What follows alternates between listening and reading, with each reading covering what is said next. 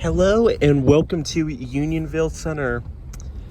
Postcode here, well, as you can see, birthplace of Charles W. Fairbanks, Vice President 1905-1909. So he was the 26th Vice President of the United States, and I believe it's in June, July, or I'll put it in the description. I forgot the exact date, but there's this event held for a Fairbanks Day.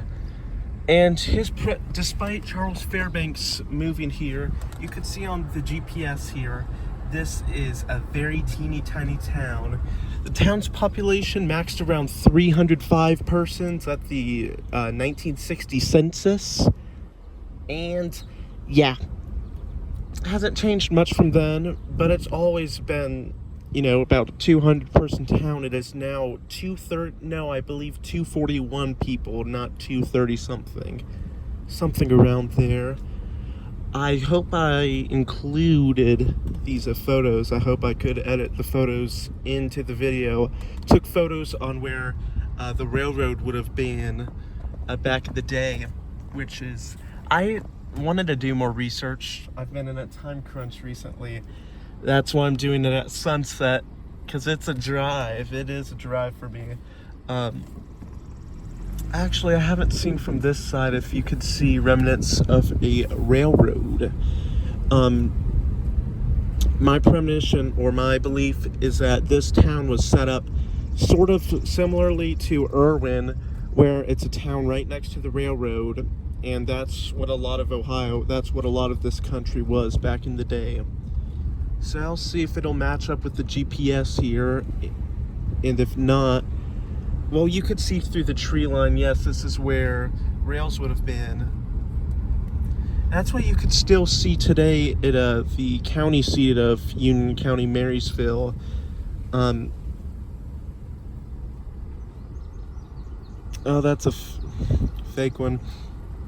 I wasn't sure if that was fake or not because I smell the cow manure, but I mean these straight lines.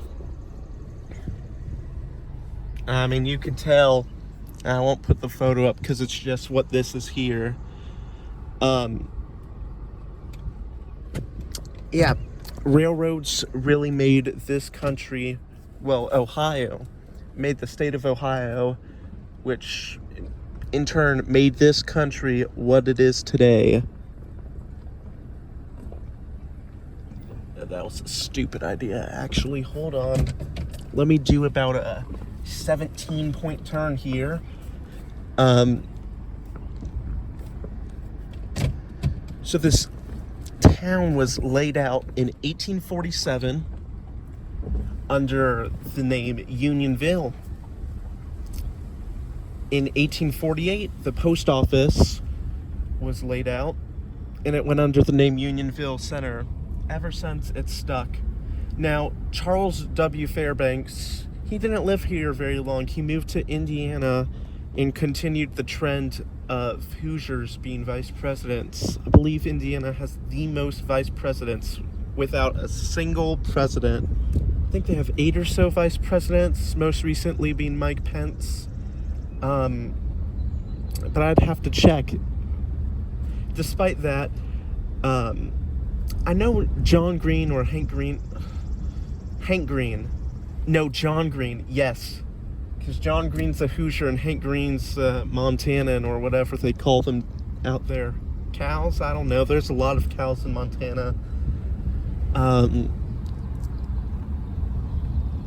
how there's about Charles W. Fairbanks, a cemetery in Indiana had him and another vice president I forgot the name of. The schools around here in Unionville Center and in Milford Center, which I'm not sure about Unionville, if that's an actual town name. Let me actually see here. Why not? But Milford is a place, it's southeastern Ohio. Southwestern, I apologize.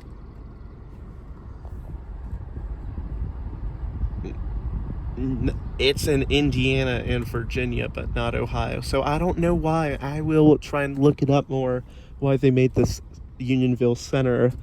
Milford Center, though, had to change because the name Milford was taken, I think it's near Mason. You know, it's southwest, it's a drive.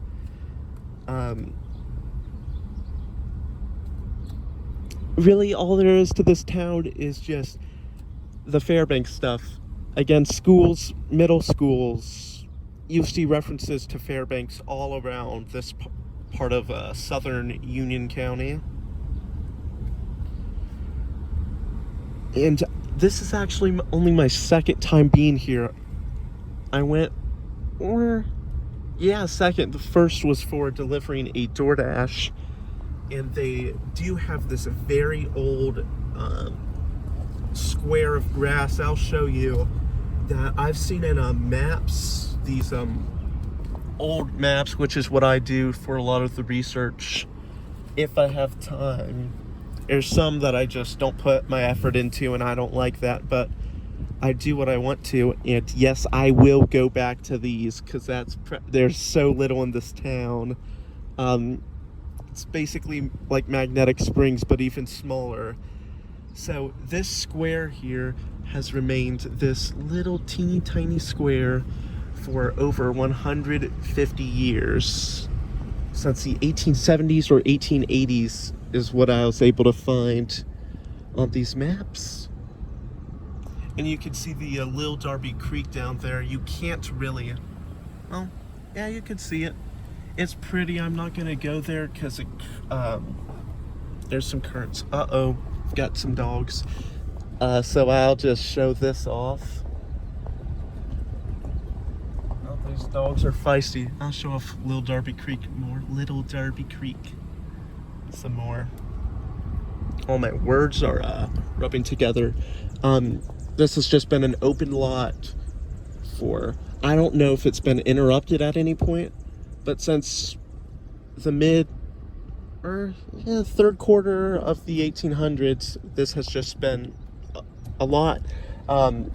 So it's interesting. Don't know what the permissions on metal detecting are on a town like this.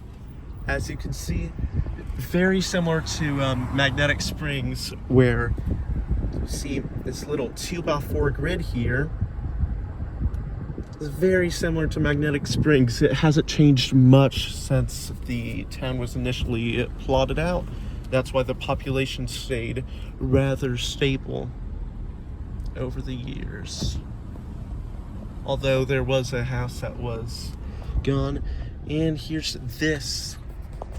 More information about Fairbanks. And I saw this in the paper. That's why I wanted to go now, even without proper research. I saw that all are welcome to the Methodist Church 200th anniversary. And I find Methodist churches are very welcoming. Usually we'll go past it here.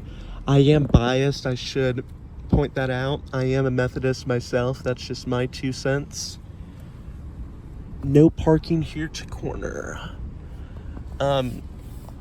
So this Fox Worth Systems, you know, with Where's George, I'm trying to think of, hey, how could I get a bill spent here?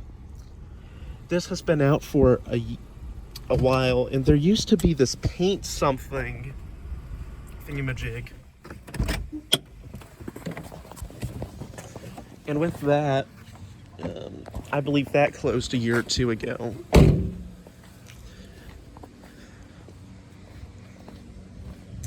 The zip code here is 43077. Yes, 43077.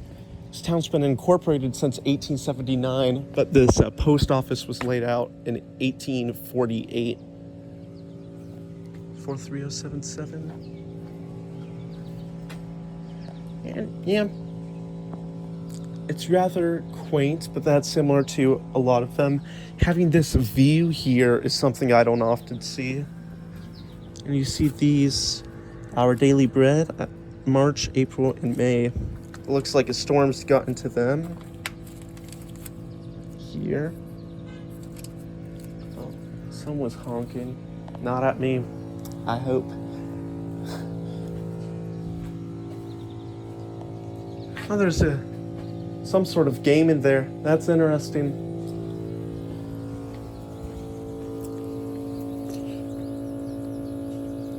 Now this is, I only have twos on me. So I'll probably see if this works. But I'll first see if it accepts a $2 bill.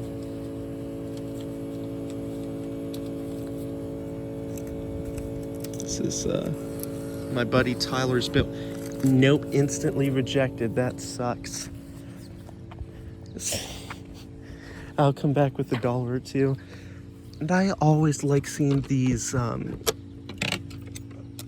little libraries. Just gives me hope. The Amish love stories, which, that's something I'd expect in DeGraff. There aren't, well, there's Mennonite groups in Plain City. I think they collapsed around 20. They're not really Amish groups. I'd have to ask someone on it, but here, not really. Just more countryside. Here. The closest active community of Amish to Unionville Center would in fact indeed be the DeGraff. There's some small groups of Amish there in I don't want to say Logan County, almost positive.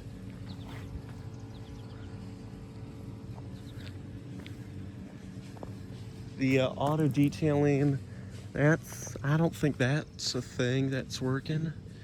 Foxworth thing, I don't know when it's been closed, but I'd like to show off this Methodist church to end it off. And the thing that I enjoy doing with these episodes about small town Ohio is that, well, there's a reason I like the post offices. If it's a town, it has a post office. That's how I consider it, at least.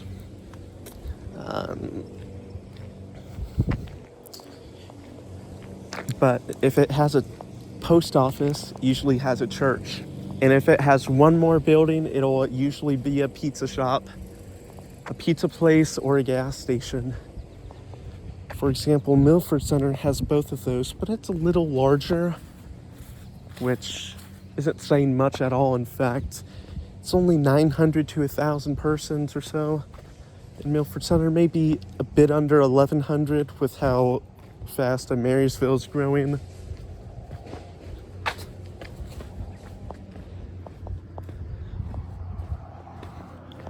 Again, with the church, that's roots have extended on that, buckling the sidewalk. With the church being almost 200 years old, there's a dog barking at me, but the cemetery has some old stuff as well, documenting it.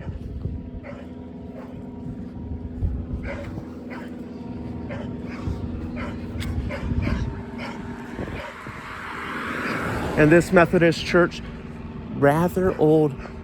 There's not many that are too old. I believe this is one of, if not the oldest church still standing in Union County. I'd have to check the records on that, which takes a long time, so I probably won't out of laziness. But, just a classic Methodist architecture.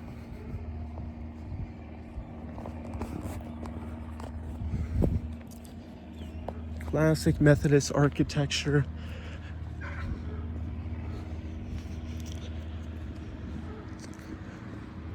My Methodist church, in fact, it looks rather similar to this in the build, but ours was in 1858.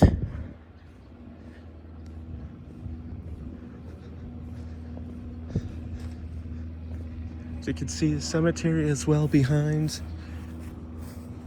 And who knows how old that wooden ladder is. Who knows? I've never used a wooden one myself. I've always used aluminum or the steel ladders. There's more of the creek or the crick, if you will.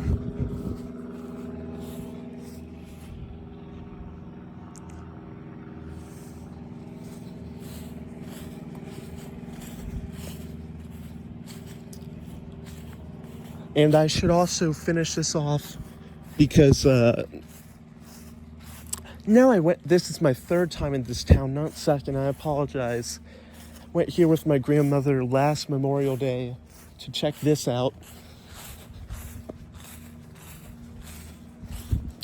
A little thing for the veterans, because Union County actually has some rather interesting history regarding veterans in general. New California, which, I mean, it's on the map, but, you know, it's got nothing. No post office or anything. There's a plaque still up today because New California had one of the highest or one of the highest rates for men serving in the Civil War. I think it was 1 in 4 or something just crazy like that. This is honoring just people of all of Darby Township, serving our country with integrity, patriotism, and valor. There's a lot of these, which it is very interesting, these plaques for the soldiers of Union County. It's rather common in Union County, which you don't see it too often. You can see the, not obelisks, I forgot the word. Is that the correct word? You see these large structures, and you'll also see over here these stars as well in commemorating the veterans from back in the day. In fact, that's probably what a GAP 1861, 1865 exactly. From the age of it, I expected that. Lots of unknown history people could go by, and you just see it seems every single row has a couple of these stars for soldiers of our past. It's important looking at our history such as that. And there's also this here showing off, you know, the veterans, very important in Union County. Southern Union County was immense in its donation during the Civil War times.